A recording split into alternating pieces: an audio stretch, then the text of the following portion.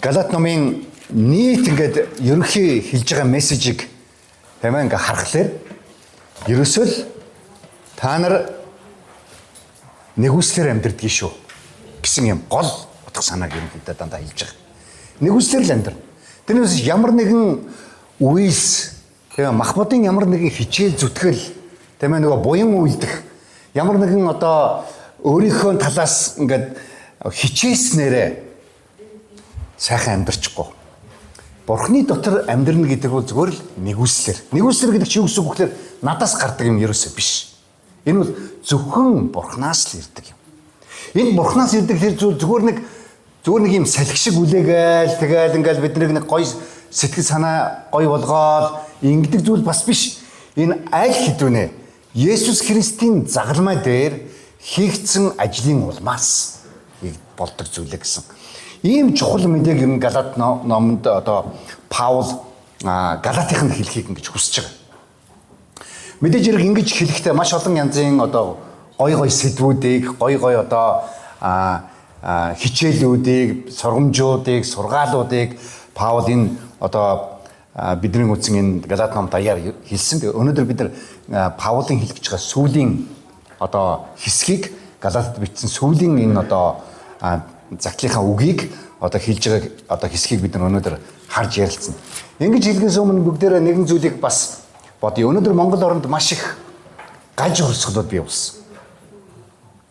Хүмүүсийн итгэлийг ингэж гажуудуулдаг. Зөв замаар явах энэ яг явж исэн энэ замыг ингээд халтруулцдаг. Тийм ээ? Буруу тишээ ингээд явуулцдаг. За энэ юу болж ин диско хамт яваад байна уу? Тийм ээ? Яг Христ итгэлийнх нь амьдралаар ингээ хөөхий яг ингээ гоё итгээд яг гоё ингээ явж исэн чинь нэг хүн хурж ирээж ихэнд нь сонин юм хэлцдэг. А чи ингүүл яг жинхэнэ итгэж болно, чи тэгвэл яг жинхэнэ итгэж болно, чи тэхгүй л ингээ болохгүй, чи тэгжээж яг жинхэнэ аврагдана, чи аврагдсныг мэдж байгаа мó үгүй мó өнтер гэсэн. Гажуу сургалууд бас гажуу сургаалууд. Зөв цуглаан, зөв одоо итгэл үнэмшлэг гэхдээ заримдаа гажуу дуулсан юм сургаал номлолуудыг хүмүүс бидний чихэнд заримдаа хэлээд яриад тэгээд гажуудуулдаг. Энэ үед бид нар заримдаа өөрсдийнхөө Христ итгэлийн амьдралыг нэрээ би зөв явж байгаа ч юм уу, үгүй ч юм уу гэдэгт эргэлзэхгүй ийм байдал үүдэг. Яг Галатад одоо ирсэн энэ юдэжүүлэгчд гэж ярьж байгаа юм л да, Judaizers гэж. Энэ нөхдүүд яг итгэл дээр айгүй хөөрхөн болоод гараад ирсэн хэсэг харь үндэстнүүдэд тийм ээ Галатыханд хурж ирээд яг тийм юм шивэнсэн. Тийм ээ. Тийм ээ. Чи бол итгэгч, Христэд итгэж болноо. Гэхдээ нэг зүйл жоохон дутуу байна. Паул яг бүрэн хэлээгүй. Бид нар бүрэн болгоод өгчий. Яг үг гэхэлэр зүгээр юдэн хоцлолыг даг. Тийм ээ. Юдэн шашны нэг жоохон хэсгүүдийг хий. Өнөөдөр яг монголоор бол юу гэсэн үг вэ? Тийм ээ, чи Христ итгэж болно. Гэхдээ яг цагаан сараар чи мөрөө гарах хэрэгтэй байдаг хгүй. Монгол хүн чинь заавал гарах хэрэгтэй. Тийм ээ. Чи монголгүй юм чи Чингис хааныхаа хөрөнд мөргөөчгээ. Тэ? Эсвэл юу гэдгийг чи монголгүй юм чинь эрдээрээс одоо биднэрт хэлж өгсөн одоо бөөгийн ч юм уу ямар нэгэн ийм зүйлийг даг. Манай гэрх бүгдээрээ явж чи заавал явах ёстой. Энэ ёслол чи заавал оролцох ёстой ч гэх. Тэгээд тэр байтугай заримдаа Христэд итгэж хүмүүс чи жинхэнэ итгэж баймаар байвал чи заавал ерөвсөн хэлээр ярьсан байх ёстой ч гэдэг. А чи эсвэл чи жинхэнэ итгэж байхын тулд чи заавал бүр заавал штэ. Хэмээ гараа өргөж нүдэ анж амар өндөрт одоо дуу хоолойгоо өргөж магтах ёстой ч гэдэг. Эсвэл чи заавал өвдөх сөгдсөн байх ёстой ч гэдэг. Эсвэл чи итгэж байхын тулд яг жинхнээсээ итгэж байхын тулд чи өглөөний яг өөрийн 5 цагаас босож өвдөг сөгдөн залбирах ёстой ч гэдэг юм. Ингэж бидний Христ итгэлийн амьдрал зүгээр бий болдог. Зүгээр л байх ёстой. Тийм ээ? Ийм одоо үйлсийг бидний одоо хууль болгож эхэлдэг. Ингэснээр маш олон Христэд итгэж хүмүүс нөгөө нэгүслийн дор биш харин хуулийн дор амьдрах ийм одоо асуудалд орж эхэлдэг. Би саяхан Тэмүүгээс нэг ийм хогийн савнд хийдэг гялгар ут авсан юм. Ийм өндөр хогийн савнд хийдэг. Тэгээд өндөр хогийн савд хийх болохоор нэлээд том хэрэгтэй. Тэгээд Монгол бол ийм нэлийн бүдүүн оролттой ийм хар гоё одоо юу гэдэг штэ. Галгарууд гэдэг штэ. Тэгээд ингээ харсны тэмүүдэр амар хямдхан байж гин. Нөгөө Монголоос авдаг өмнөөс бараг 3 дахин хямдхан. Ингээ харсан яг адилхан. Тэгээд хөөх ин чи ямар хямдхан байдаг юм бэ? Манайхан чи ямар их үнэтэй зардаг юм бэ энийга гэж юм бодоод очиод дарчлаа. Дараа худалдаа. Тэгээд нөгөөд чи ирлээ. Чи ийм бүдүүн биш ийм хэм байж дээ. Оролт нэм тэгээд ингээд задлж нэмхээ. Ерөөсө бараг задлж яхад бараг цоорж илээ. Хуурамч материал. Хуурамч юу хөө? Одоо яг жинхэнэ нь биш, тийм ээ? Жинхэнэ нь биш. Тэгээ энэ тухайга би нэг пастор тоолцохгүй юм. Тэмүүгээс би нэг гэлгарууд авсан чинь амар сони юм ирчлээ гэдэг. Тэр гайгүй байна. Манай нэг цуглааны ахлагч ундаг дугуй амар хамтхан байна гэдээ авсан чинь зүгээр сүмнэрийн ийм жижигхэн дугуй ирсэн.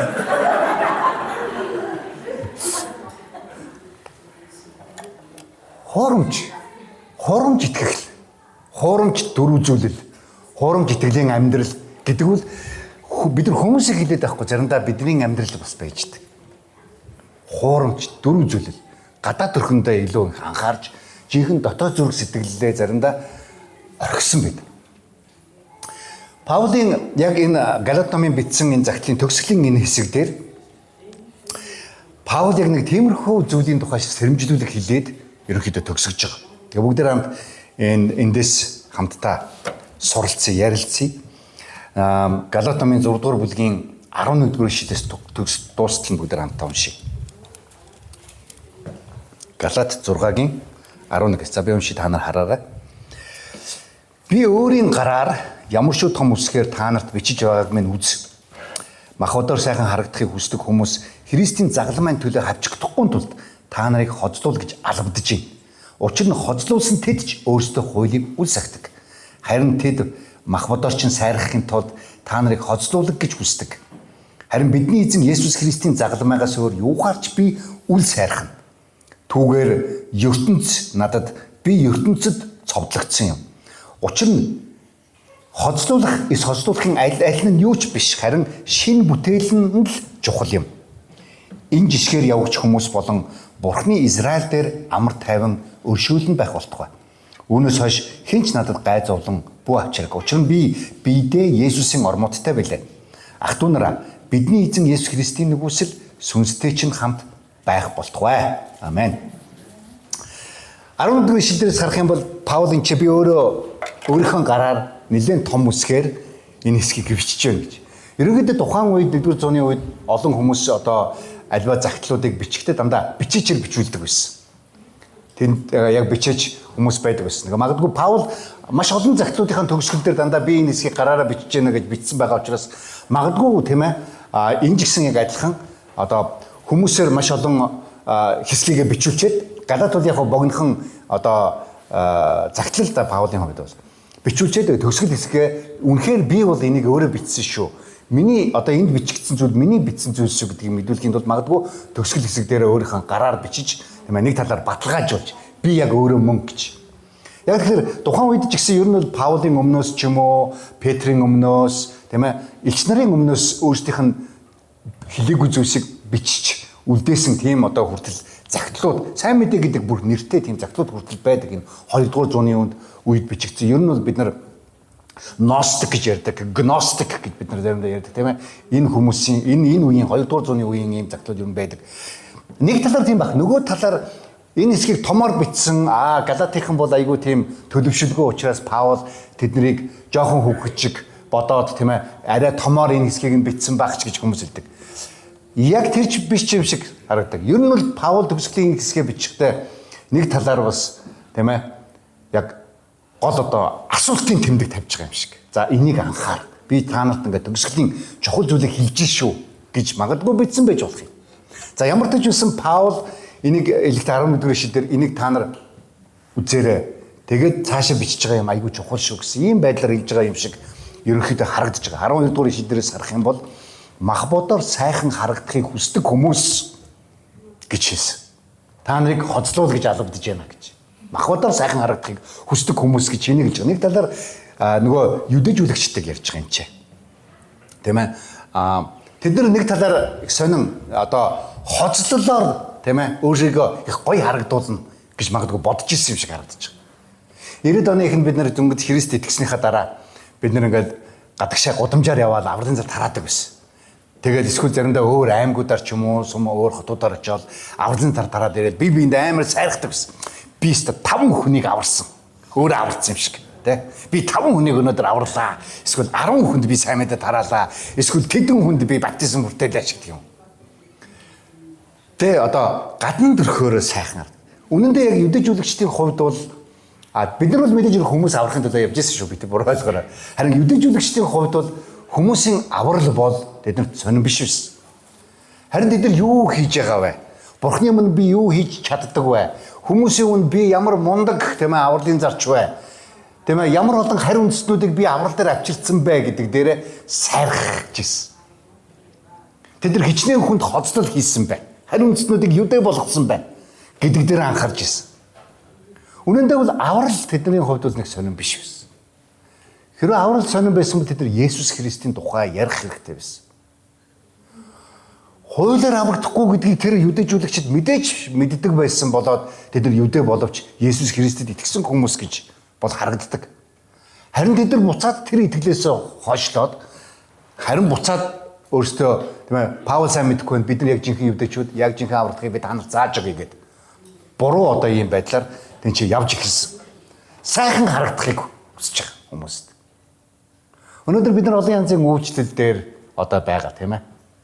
Бидний үйлчлэл зөвхөн хүмүүст би ямар мундаг бурхны үйлчлэгч вэ гэдгийг харуулахын тулд юм уу? Тийм ээ.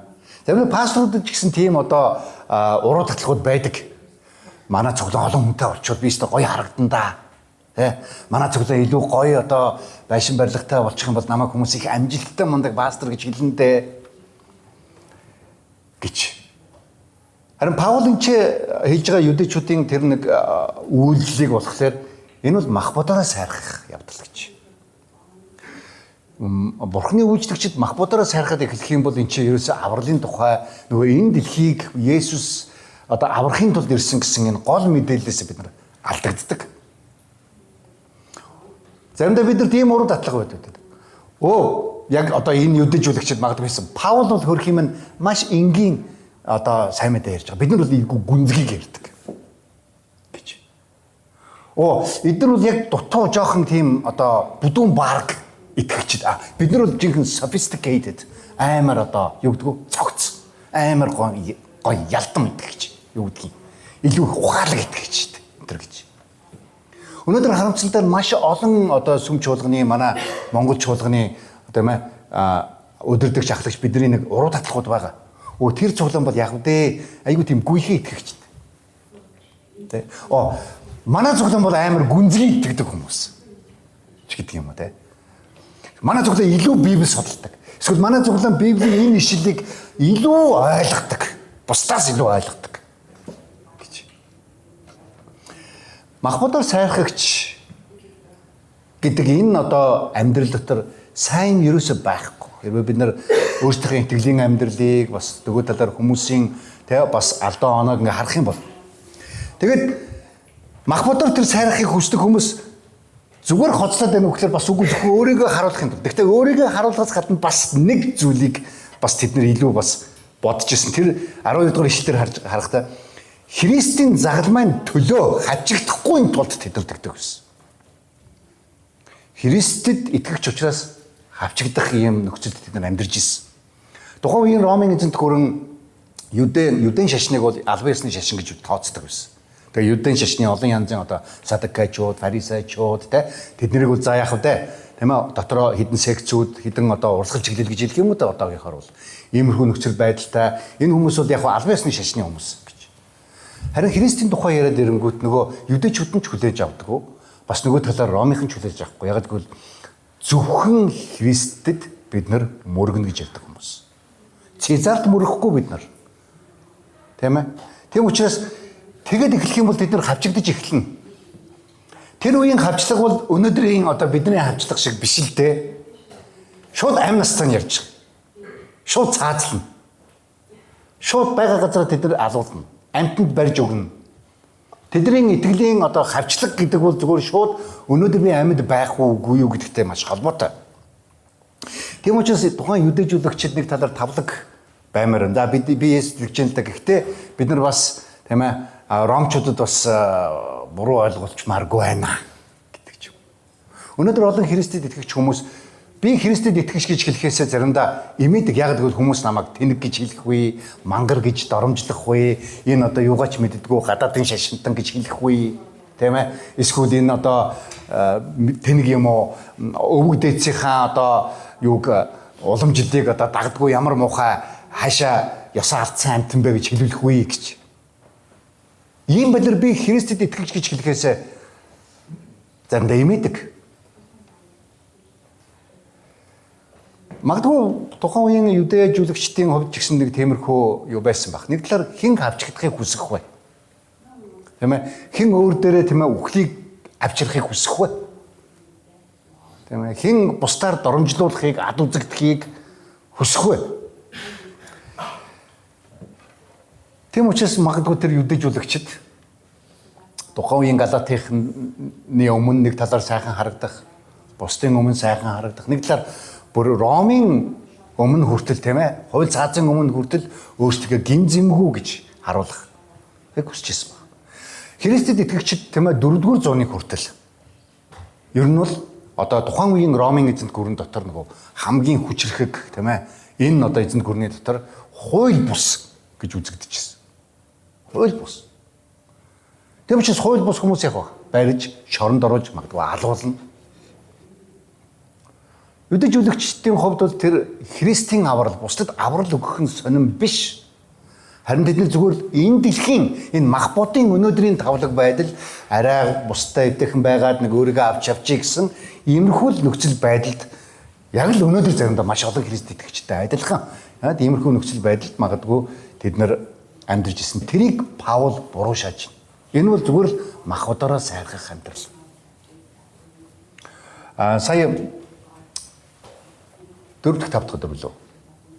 Тийм ээ Монгол дагалдагч конференц болсон. Тэрэн дээр нэг Швейцараас нэгэн номлогч хурж ирээд надтай ч гэсэн хүн тэгснэ.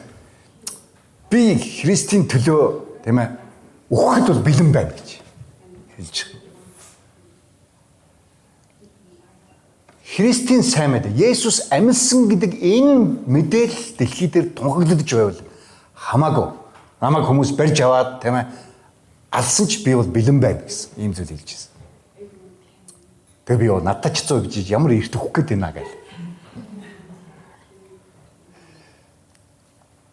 Паул энэ юу гэж байна? Жинхэнэ одоо итгэлийн амьдрал бол юдэжүүдийн тэр хэлж байгаа тийм ээ одоо харыг харж яаж үлээ шарыг харж шарваж ийм одоо байдалтай амьдрал бол биш юм а. Энэ бол яг Христийн загалмайн төлөөх амьдрал юм а гэж хэлж байна. Христийн загалмайн төлөөх амьдрал гэж хэлж байгаа. Яагаад загалмай тийм чухал гэж? Яг тэгвэл энэ зүгээр нэг загалмай. Тэр үеийн хүмүүс загалмай гэдгийг бол аюул сайн ойлгосон. Өнөөдөр бол бид нар загалмайг тэр болгон сайн ойлгохгүй. Тэр зүгээр л гоё юм кросс те энэ зүгээр юм нэмэг тэмдэг. Тэр үеийн хүмүүс бол энэ загалмайг бол цаазын тавцан.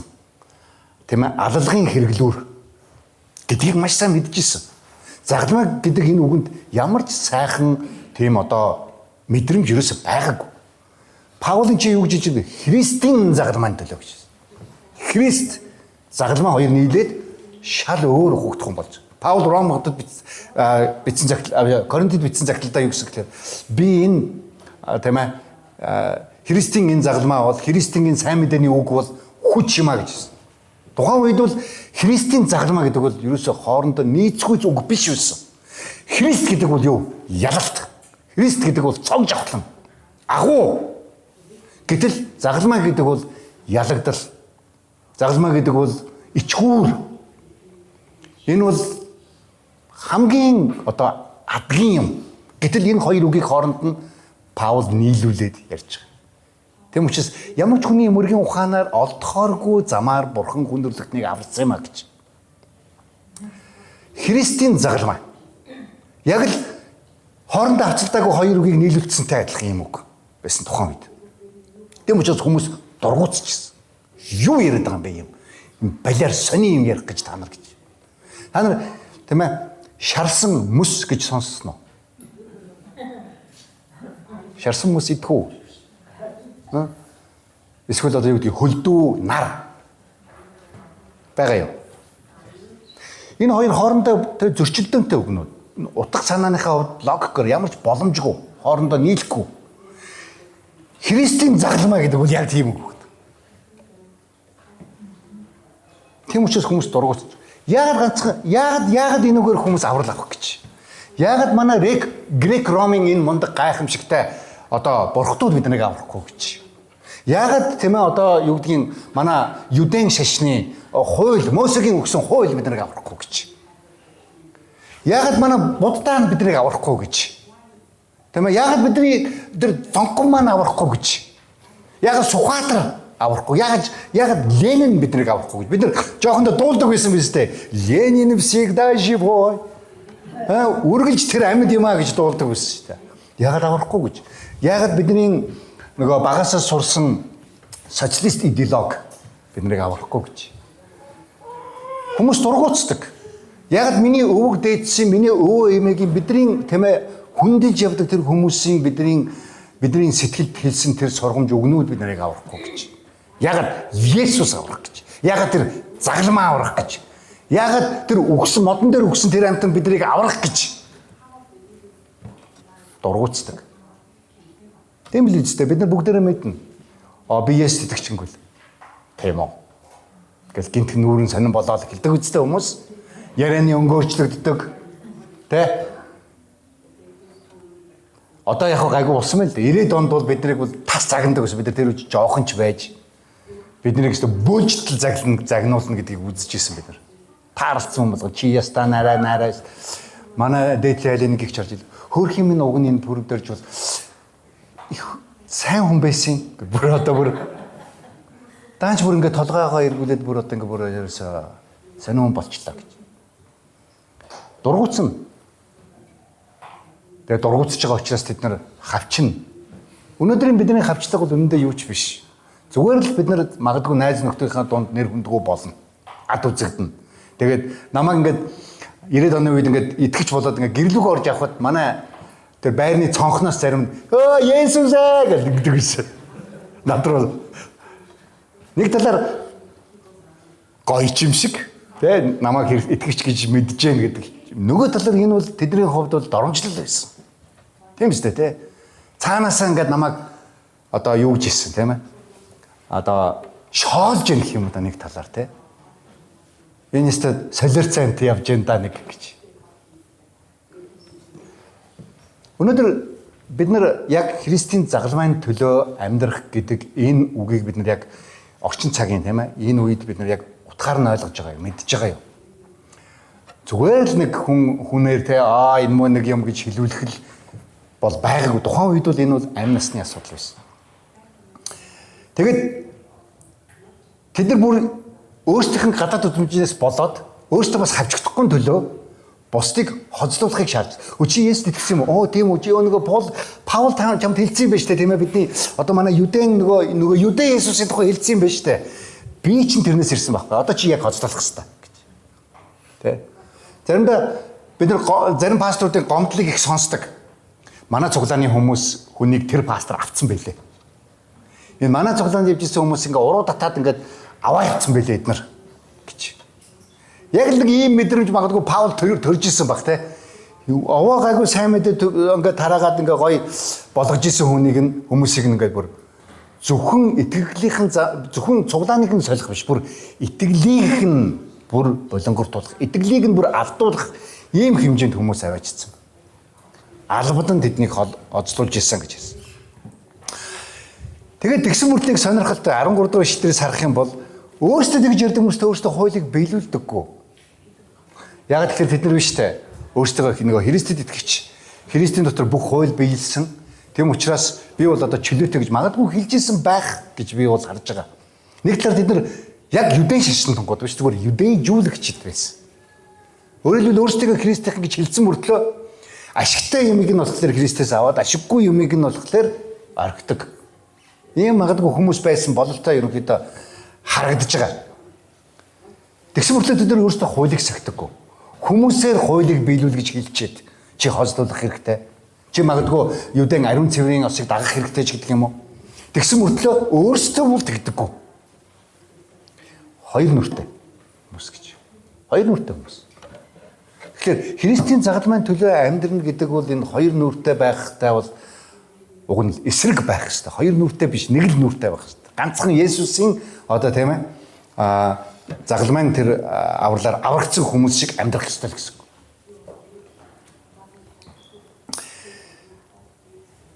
Нэг талаар ингэж мах бодоор сайрхдаг ийм хүмүүс байна гэж. Өнөөдөр Христэд итгэж бид нар тийм ээ гадаад үзмжээр манай цуглаан бол ийм гоё ч гэдэг юм эсвэл манай пастор ийм гоё эсвэл бусдаар хүндлүүлэх тийм ээ өөрийнхөө үйлчлэлийг бусдад их агуу гэж харуулахыг хүсэж байгаа ч юм уу тийм ээ илүү их мундаг бусдад одоо таалагдсан хүн ч гэдэг юм уу бусдыг илүү их босгон байгуулдаг хүн гэдгийг мэдүүлмээр байна ч гэдэг юм уу.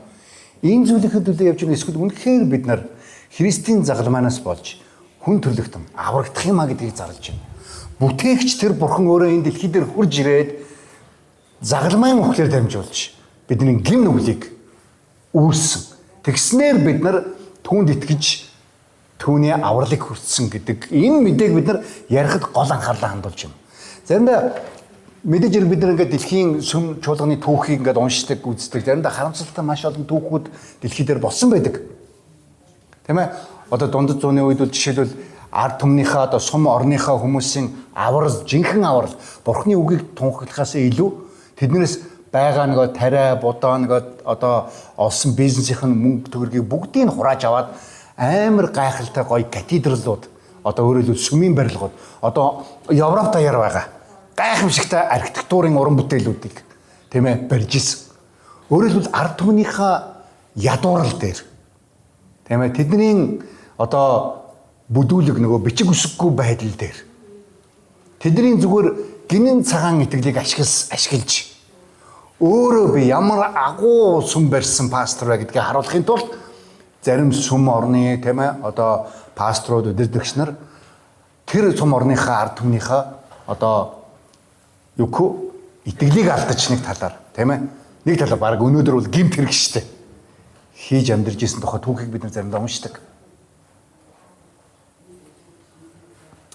Мах бодороос сайрхах. Тэгээд тэрийг юу гэж хэлж байгаа вэ? Би бол бурханд хийж өгч байгаа нэг агуу зүйлийг хийж өгч байгаа. Гэтэл ард түмний яаж вэ?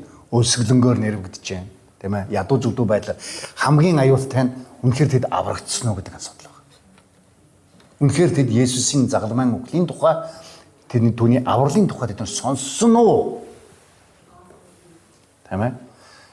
Гэдэг юу байгаа. Бид нар зөвхөн дундад зууны тухай ч ярих хэрэг. Өнөөдөр ч гэсэн өнөөдөр тийм ээ одоо 21-р зуун та нар одоо YouTube-аар зөндөл харж л байгаа. Тийм ээ. Зарим номлогчид яадаг вэ? Та нар өрөхгүй бол та нараас та бараг л бурхнаар өрөгдөхгүй шүү гэж. Бурхны өрөөл хаанаас ирдэг вэ гэвэл бидний үйлсээс ерөөсөө ирэхгүй. Бурхны өрөөл бол зөвхөн итгэлээр нэгүслэр л ирж байгаа. Итгэлтэй хүн яах вэ? Мэдээж өргөнө. Итгэлтэй хүн яах вэ? Мэдээж цуглаандаа явна. Итгэлтэй хүн яах вэ? Мэдээж залбирна. Мэдээж мацаг барина. Мэдээж тийм ээ одоо Христ итгэлийн амьдралаар амьдрна. Гэхдээ тэр нь гол зүйл нь биш. Итгэлээр тэр нэгүсэлд итгэж байгаа итгэлээр эл зөвхөн Христ итгэлийн амьдрал харагдаж байгаа. А нөгөө талд нь 14-р ишлээс ингээ харах юм бол Паул юу гэж хэлсэн гэлээ? Би юугаар сайрах вэ гэдгийг хэлсэн. Бидний эзэн Есүс Христийн загалмайгаас өөр юугаар ч би үл сайрхна гэж хэлсэн. Яагаад загалмайгаар сайрхах гэж? Загалмай би түрүү хэлсэн дээр тэр үеийн хүмүүсийн айгуу зэвүүн дургуутдаг. Тэрэнд хүрмээргүй. Одоо манайхаар бол ёстой ёрын юм. Муу ёр битээ тэрэнд хүр гэдэг шиг. Ийм юм байсан тухайн үед. Өнөөдрийнхаар яг тийм ээ одоо хүн алсан энэ олсоор би сайрах чинь гэдэг. Хүн алсан энэ хутгаар би сайрах чинь гэдэг. Хүн одоо алсан одоо электрон юу гэдэг сандал юу лээ? Хүн алдаг нөгөө цахилгаан сандлаар би бахархаж гин гэж хэлж байгаа юм шиг ийм байлаа. Энийг талаар энэ бахархах гэдэг энэ үг нь болохоор би энэ дотор алдрыг авч ийн гэсэн ийм санаагаар ерөнхийдөө хэлж байгаа. Алдар гэсэн үг тэнцээ ийм санаа тэнцээ явж байгаа. Өнөөдөр дэлхийд дээр зөндөө олон сайрхах юм байгаа. Хүмүүс эрдэн боловсрлоороо сайрхдаг. Мэдлэгээрээ сайрхдаг. Баялгаараа сайрхдаг. Тийм ээ? Магадгүй хүүхдүүдийнхээ амжилттай сайхан яваагаар сайрхдаг бид нар. Сайрхах юм энэ дэлхийд дээр зөндөө байна. Мэдээж хэрэг сайрхах юм байх нь гоё. Гэхдээ тэрнээс илүү сайрхах, өөрөөр хэлбэл бүр алдрыг, тийм ээ? Алдрыг барих, авах ийм зохистой зүйл бол тэр загалмаа юм гэж. Яг тэгэхээр тэр загалмаа, тэр зүгээр нэг загалмаа биш.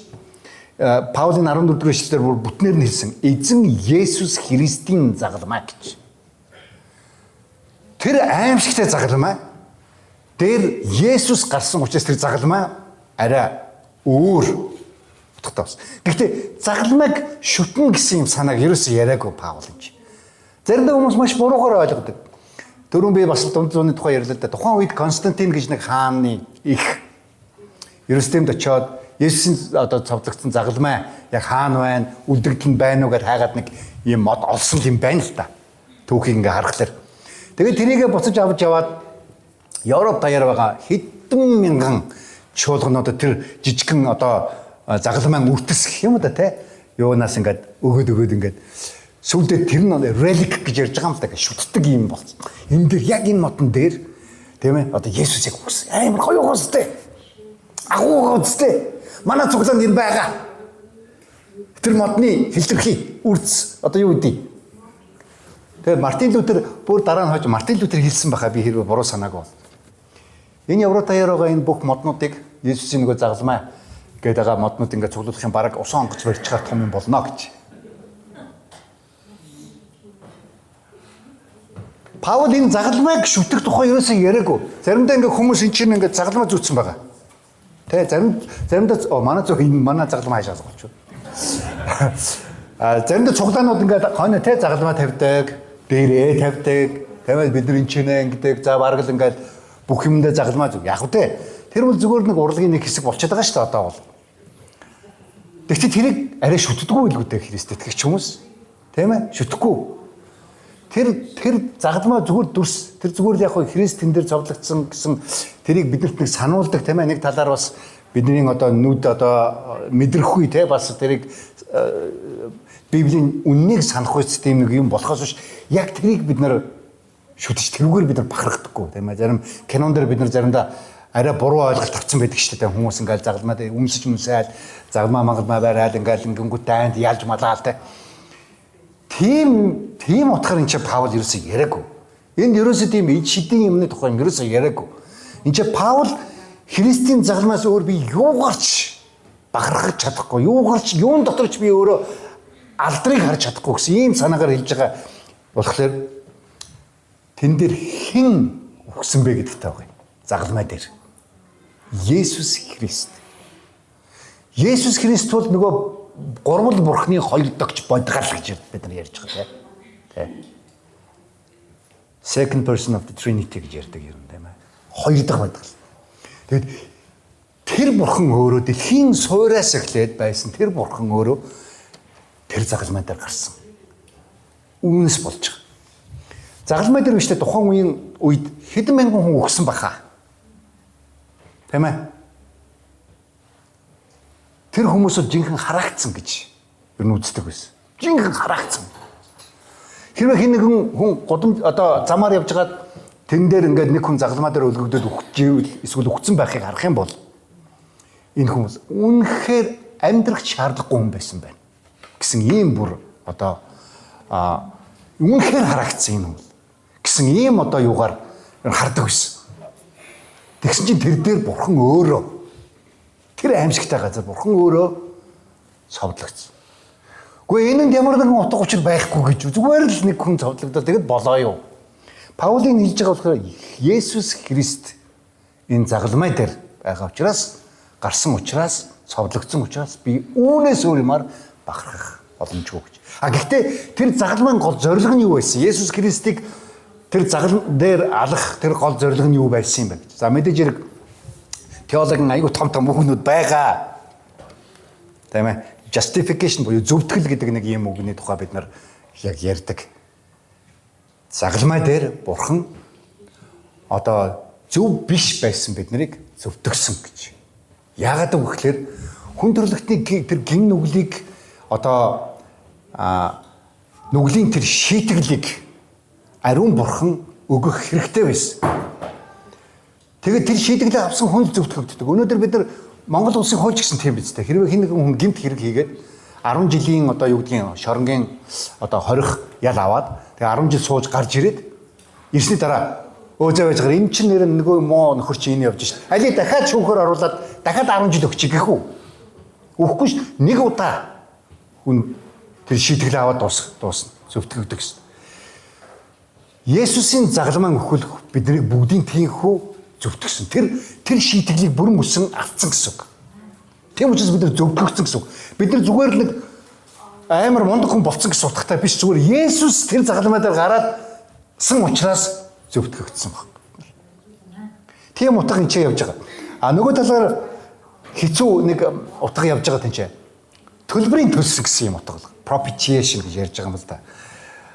Төлбөрийн төс өөрөөр хэлбэл ямар нэгэн зүйлийн үр дагавар төлбөр дандаа төлөгддөг. Хуучин гэрээний хууль бол биш те. Хүмүүсийн гэм нүглийн төлөөх шатаал тахлууд байдаг байсан.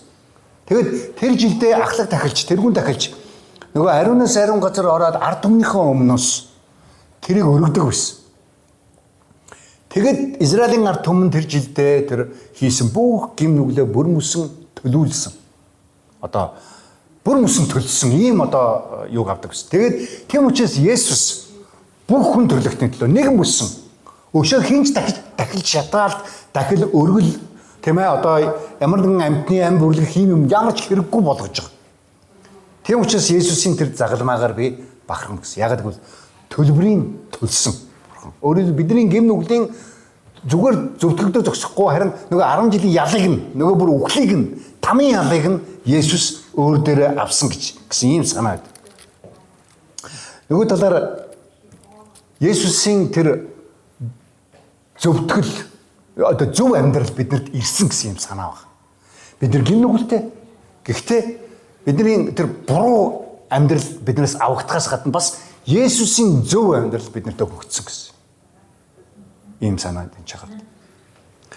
Ерөнхийдөө энийг бид нар англи үгээр хэлээд байхын та нар ойлгож байгаа мó гэж мэдгүй. За ямар ч байсан англи хэлтэй хүмүүс энэ чинь сууж байгаас хэлнэ. Imputation гэж ярьж байгаа. Тэ? Бидний одоо тэр одоо гим нүгэл нэг талаар зүгээр зөвтгөгдөө зогсохгүй бас Есүсийн зөвхт амьдрал биднэрт өгөгдөөд Бурхны өмнө бид нар яг цагаацсан гэсэн, яг зөв болсон гэсэн ийм санаагаар ерөнхийдөө хэлж байгаа. За мэдээж хэрэг тэнцээ бас эвлэрлийн тухай ярьж байгаа юм л да. Reconciliation гэж. Бурхантай эвлэрэх эвлэрлийн тухай. Одоо заримдаа ингээл эхнэр нөхөр хоёр хоорондоо хэрүүлээгээл салангад нэг хэсэг байж байгаа буцаад нийлээд эвлэрдэг штэ, эвлэрэх гэж те. Яг тийм санаатай юу. Бурхан хүн төрлөختөн хоёрын хооронд, Бурхан та бидний хооронд байсан тэр нэгэн одоо дайсагналыг гэж ярьж байгаа юм да. Библийн хэллэгээр бол дайсагналыг. Тэр одоо дайсагналыг загалмайн үхлээс болоод эвлэрүүлдэг гэсэн гэж. Тийм санаа.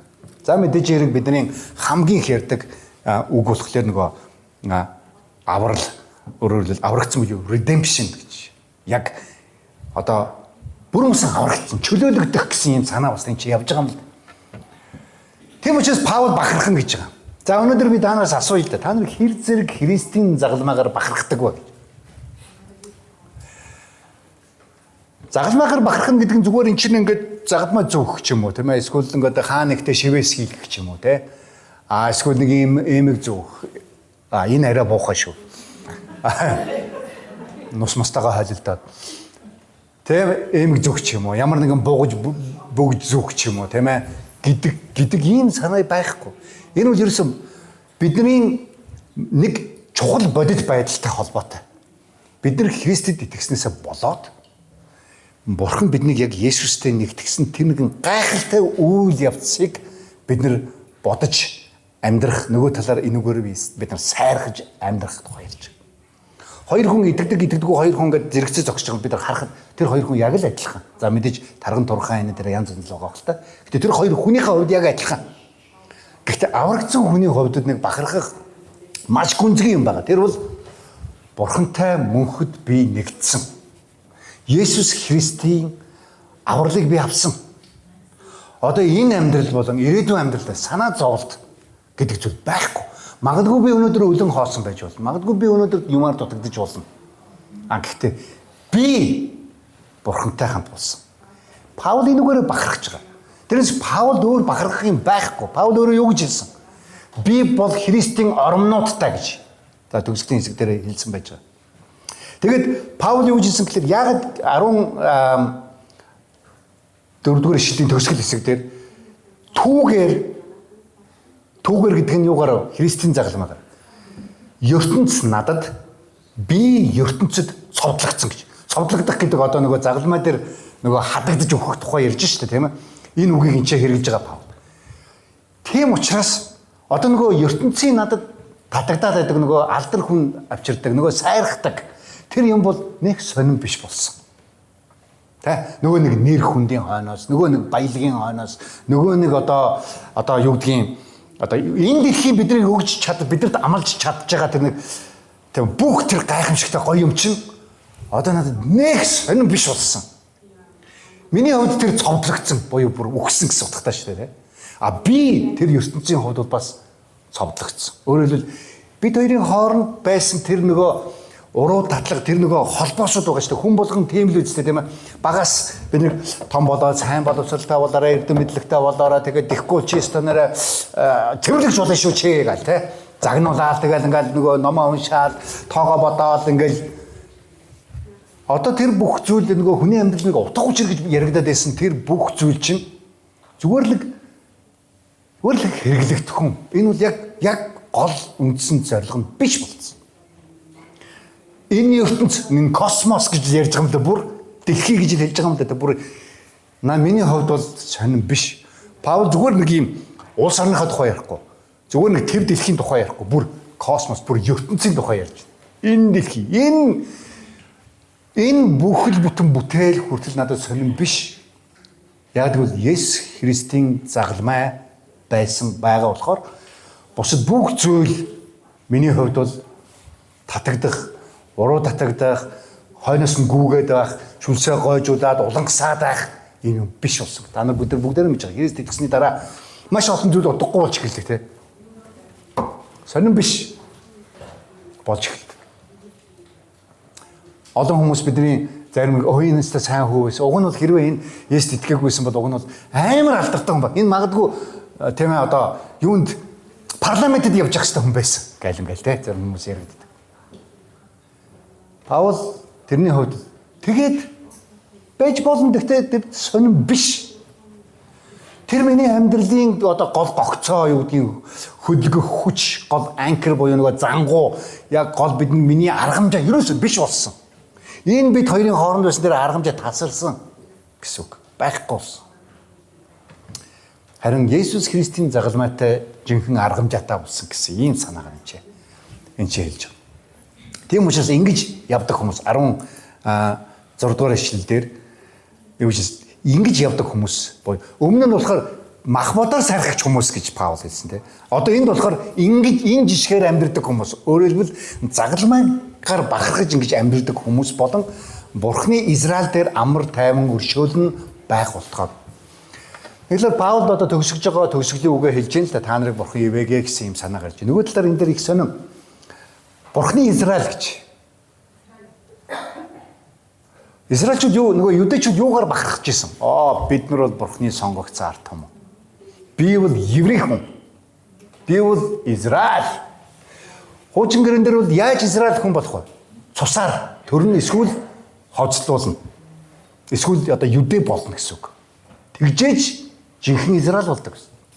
Харин Паул чи юу гэж хэлж байгаа гэхээр тэр одоо байхгүй болсон. Жинхэнэ Бурхны Израиль бол яаж юм? Итгэлээр нэгүслэр. Өнөөдөр заримдаа Христэд итгэгчид ингээл хуваагдаад өстой зионистууд одоо тэнцээ манай Израилийг яаж яана гэх ингээл зарим хүмүүс яг Паулаас асуувал магадгүй Паул тэгж хариулах. Жинхэнэ Израиль одоо тэнд байхгүй шүү дээ. Жинхэнэ Израиль бол Месая, түүний илгээсэн Месаяд итгэсэн. Машиях итгэсэн. Түүний авралыг авсан тэр хүмүүс одоо Бурхны ард түмэн болсон. Хуучин гэрэн дээр Израиль гэдэг үл яг Бурхны ард түмэн гэсэн энэ ухагтхууныг авч явж исэн бол одоо энэ үг биш. Жинхэнэ Израиль бол одоо сүнсний Израиль болсон. Мах цусных биш. Одоо та өнөөдөр еврей хүн болж төрөөлж Бурхны ард түмэн биш. Эртээр үе Бурхны ард түмэн гэж сонгогдож ирсэн хүмүүсийн л цусыг өвлж авсан хүн. Тэрнээс биш аврал авцсан гэсэн юм санаа шинэ гэрэн дээр байхгүй дөрөв. Төрснөөр аврагдахгүй зүгээр л төрсөн учраас нөгөө цусыг аваад төрсөн учраас. Өнөөдөр маш олон Христ итгэгч хүүхдүүд их заримдаа байдаг. Манай аав ээж итгэгч. Тэгэхээр би бол бас итгэгч гэж. Үгүй зүгээр цусыг аваад төрсөн учраас та итгэгч биш. Итгэлээр нэгүслэр л хүмүүс жинхэнэ Израиль болно. Тэ мэ одоо нөгөө манай буяа пастрын хүүхдүүд энэ ч сууж байна. Шууд итгэгч биш өөрөө л итгэх ёстой. Тийм үстэй. Одоо манай энэхин манайгийн охин сууж байна. Ингээл манай аав итгэгч, манай ээж итгэгч гэл итгэж болохгүй. Хүн өөрөө яг Есүс Христэд өөрийнхөө эзэн авраг шиг хүлээж авах. Тэгжээж итгэж болно. Тэгжээж жинхэнэ Израиль. Тэгжээж энэ жишгээр амьдрах тухай ярина. Зүгээр нэг цуглаанд яваад зүгээр ээж аавынхаа далавчин доор ингээд яваад тэгээд тэ одоо Паулийн хэлж байгаагаар бол тэгээд жинхэнэ итгэгч гэж хэлүүлэхгүй гэж. Өөрөлд зүгээр нэг ёсыг дагаад, зүгээр нэг хуулийг дагаад, зүгээр нэг ёс заншлыг нь яагаад, зүгээр нэг ээж авахыг хийдэг нөгөө юмыг нүдэ айнаа залбирдгийг ингээд дагаад, зүгээр нөгөө Библи уншлагыг нь дагаж зүгээр уншаад, өөрөө ямар нэгэн итгэлийг өөртөө хүлээж авахгүйгээр зүгээр итгэж болно гэж байхгүй. Нэг талаар Христ итгэл бол их тийм коммун амьдрал гэхгүй юу? Ард түмэн гэл, Бурхны ард түмэн, Бурхны хаанчлал, чуулган гэл. А нөгөө талаар итгэл хүмүүс ийм коммунаар хүлээж авдаг. Хувьдаа хүлээж авдаг. Аль алиг нь тийм ээ Библиэлд чухалчилж харж байгаа. Хэрвээ бид нар хувьчлан итгэлийн амьдрал авсан бол бид нар хамт олонныхоо дотор амьдрахдаа амархан байна. Үгүй байх юм бол айгүй хэцүү. Йоо цуглаанд очиад нэг хэдийн халтар юмнуудыг харах ямар хэцүү юм бэ гэж байгаа бол бид нар бодох хэрэгтэй. Та үнэхээр Христийн загалмайн үхлээрээ өгсөн тэр авралыг хувьчлан хүлээж авсан уу гэдэг асуулт тавих хэрэгтэй гэсэн. Бурхны Израиль дээр тэр амар тайван тэр өршөөлн байх болтугай.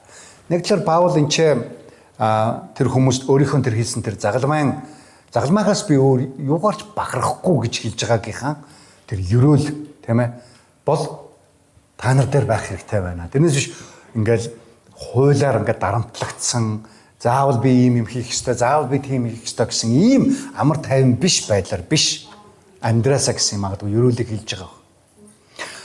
Та нар одоо ингээл манай цуглааныхын ирэхгүй байна, би ирсэн чи ганцаараа л ирсэн байна гэл тэ. Тэгж гомдолж байгаа юу? Надаас өөр манай гэр бүлээс өөр хүн ирэхгүй байна, манай цуглаанд ч гэх юм. Манай эсийн бүлэгт би л ганцаараа зогсож явах юм.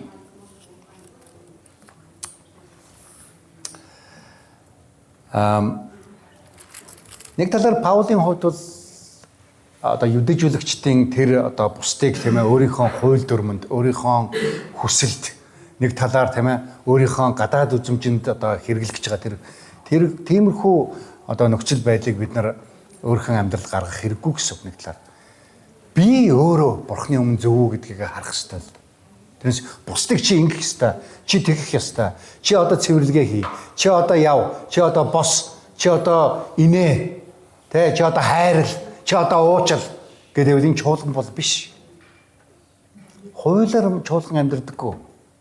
Одоо манай цуглаан дүүрэх ёстой, яа нарыгаа дүүрэхгүй байна гэдэг ч юм уу тийм ээ. Заримдаа хүмүүстэй тэгж боддог юм. Пүүжи пасторista цуглаан ерөөс дүүрэхгүй, ерөөс юу ч ярихгүй маа. Би тийм болчихоос бас айгаад байгаа байхгүй юу. Юдэжүүлэгч шиг болчихгүй тулд уганч тэгмээр л байна л та. Бүгдийг дуудаж авчир, цуглаандаа хийвчир. Ирэхгүй л өстө хогч шүү гэж хэлдэг ингээ хэлмээр л байна. Гэхдээ Христ итгэл бол ер нь бол чухал нь бидний гадаад үзмж биш. Манай цуглаан ямар гоё харагдах та биш. Мэдээж тэргүй хэрвээ сүнслэгнүүдээр харуул бурхны чуулган сүрж авахтантай харагдаж байгаа. Ямар ч хідэн олхиагүй хүмүүс сугларсан байсан ч гэсэн. Паул үргэлжлүүл 17-оос яг юу гэж хэлдэг. Тийм учраас та нар одоо надтай бит юм яриа. Ялангуяа энэ юдэжүүлэгчд юу мэдж гин гэж юм яриад байгаа. Би өөрийнхөө бид Христийн орнуудтай гэж 17 дугаар эшлэлээр ингэж хэлсэн. Хинч надад энэс хойш бити гай зовлон авчраг. Учир нь би биедээ Есүсийн орнуудтай билээ. Паул 2 дугаар Коринтод бичсэн загталтаа бол яг тэр орнуудынхаа бодит байдлын талаар ярьсан. Зөвхөн сэтгэл зүйн асуудлын талаар биш. Тэр 5 удаа 39 удаа ташуурдуулсан. Тухайн энэ Ромын эзэнт гүрний тэр нөгөө ташуурдал Есүсийг нөгөө ташуурддаг штэ. Тэр ташуур бол аимшигын ташуур байсан. Урдаа ингээд махилгсан хадаасуудтай ийм одоо сурны үзүүр дээр гэх юм уу та. За тэр үед манайх шиг сурал хэрэглэдэг байсан байлгүй гэж би бодсон шүү. За тэрний үзүүрүүд дээр ийм махилсан ийм юутай. Маш олон ийм хадаастай тий. Тэгэл биерүүнд зоогоос татдаг. Зүгээр шавхуурдах тухай яриаггүй шүү. Шавхуурдаал ингээд татхлаар тэр ингээд урагдаал тий. Бие махбод. Тийм ташуурдалт 30 40 байвал өхнө гэж ер нь хүмүүс бодож ирсэн. Тийм туршлагаараа 40 ташуурдал хүн ер нь өхнө. Тэгэхдээ 39 ташуурдаад орох юм бол өхлүүд орхино гэсэн үг. Паул 5 удаа тэгж ташуурдуулсан гэж өөрөө хэлсэн. Авралын зэр дараагаа явж захтаа ч та. Тэгэхдээ юдэчүүд магадгүй хуруугаач зүсээгүй бах Есүсийн төлөө.